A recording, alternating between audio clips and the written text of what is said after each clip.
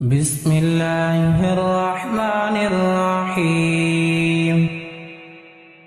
يسبح لله ما في السماوات وما في الأرض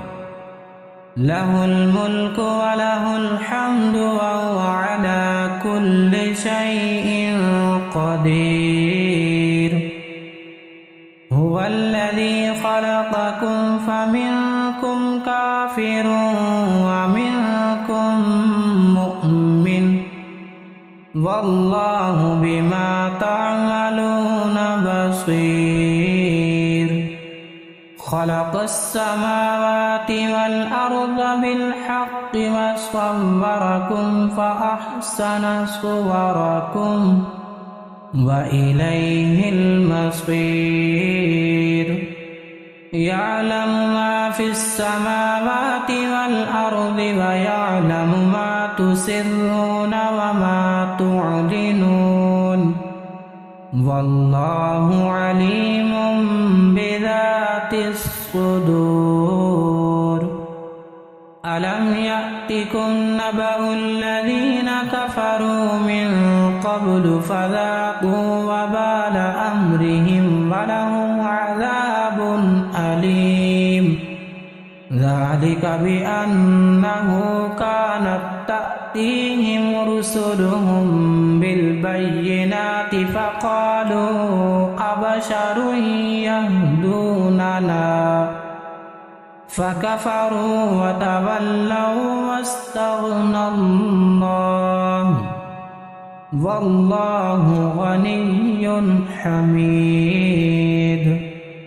زعم الذين كفروا أن لن يبعثوا قل بلى وربي لتبعثن ثم لتنبؤن بما عملتم وذلك على الله يسير فآمنوا بالله ورسوله والنور الذي أنزلنا والله بما تعملون خبير يوم يجمعكم ليوم الجمع ذلك يوم التغابن ومن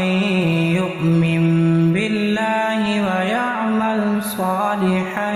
يكفر عنه سيئاته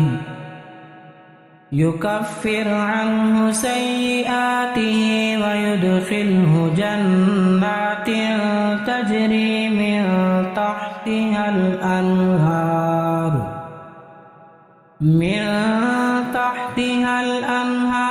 خالدين فيها أبدا ذلك الفوز العظيم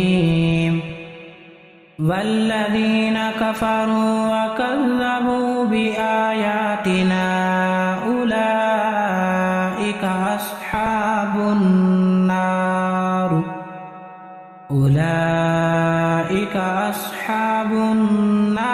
خالدين فيها وبئس المصير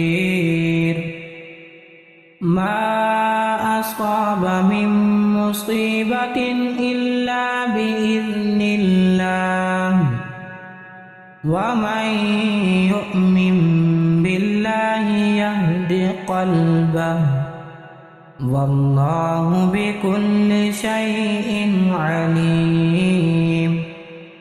وأطيعوا الله وأطيعوا الرسول فإن توليتم فإنما على رسولنا البلاغ المبين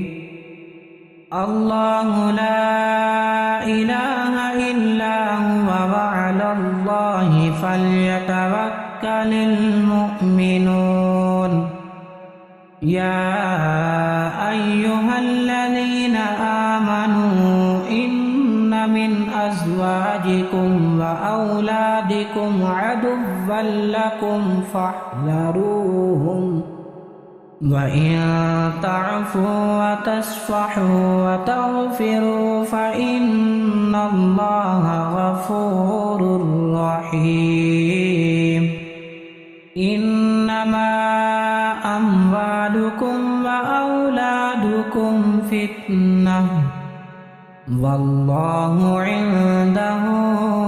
أجر عظيم